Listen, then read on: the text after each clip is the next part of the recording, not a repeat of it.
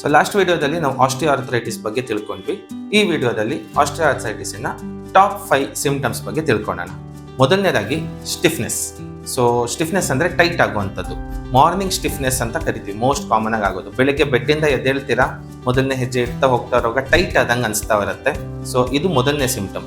ಎರಡನೇ ಸಿಂಪ್ಟಮ್ ಆಗಿ pain. So pain ಅಂದರೆ ಈಗ ಮೆಟ್ಲು ಹತ್ತಿ ಇಳಿಯುವಾಗ, ಕೆಳಗಡೆ ಕೂತ್ಕೊಂಡು ಎದ್ದೇಳುವಾಗ, ನಡೆಯುವಾಗ ಎಲ್ಲ ನಿಮ್ಮ ಮಂಡಿನಲ್ಲಿ ನೋವು ಕಾಣಿಸ್ಕೊಳ್ಳಲಿಕ್ಕೆ ಶುರುವಾಗುತ್ತೆ. ಮೂರನೇದು ಕ್ರ್ಯಾಕ್ಲಿಂಗ್. ಇದೇ ಕೆಲಸಗಳನ್ನು ಮಾಡುವಾಗ ಮಂಡಿ ಮಧ್ಯ ಕಟ್ ಕಟ್ ಅಂತ ಶಬ್ದ ಬರ್ಲಿಕ್ಕೆ ಸ್ಟಾರ್ಟ್ ಆಗುತ್ತೆ. ದಿಸ್ ಡೈರೆಕ್ಟ್ಲಿ ಇಂಡಿಕೇಟ್ ಮಾಡ್ತಾ ಇರೋದು ನಿಮ್ಮ ಮೂಳೆ ಉಜ್ತಾ ಇದೆ, ಒಳಗಡೆ ಇರುವಂತಹ ಫ್ಲೂಯಿಡ್ ಕಮ್ಮಿ ಆಗಿದೆ ಅಂತ. ನಾಲ್ಕನೇದಾಗಿ ಬಂದು ಸ್ವೆಲ್ಲಿಂಗ್ ಅಥವಾ ಊತ. ಸೊ ಮಂಡಿ ಮೇಲೆ ಪ್ರೆಷರ್ ಬಿದ್ದು ಮೈಲ್ಡ್ ಆಗಿ ನಿಮಗೆ ಸ್ವಲ್ಪ ಮಟ್ಟಕ್ಕೆ ಸ್ವೆಲ್ಲಿಂಗ್ ಬರುವ ಸಾಧ್ಯತೆ ಇರುತ್ತೆ.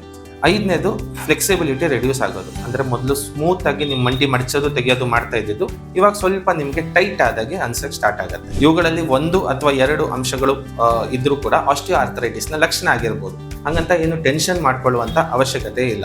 ಸೊ ಇದು ಕರೆಕ್ಟಾಗಿ ನಾವು ಟ್ರೀಟ್ಮೆಂಟ್ ತಗೊಂಡ್ರೆ ವಾಸಿ ಮಾಡ್ಕೊಳ್ಬಹುದು. ಸೊ ಇವಾಗ ಏನು ನೋಡೋಣ ಅಂತಂದರೆ, ಯಾಕೆ ಈ ಆಸ್ಟಿಯೋಆರ್ಥರೈಟಿಸ್ ಆಗ್ತಾ ಇದೆ, ಯಾಕೆ ಯಂಗರ್ ಜನರೇಷನಲ್ಲಿ ಕಾಣಿಸ್ಕೊಳ್ತಾ ಇದೆ ಅಂತ ಹೇಳಿ ನಾವು ನಮ್ಮ ಮುಂದಿನ ವಿಡಿಯೋದಲ್ಲಿ ನೋಡೋಣ.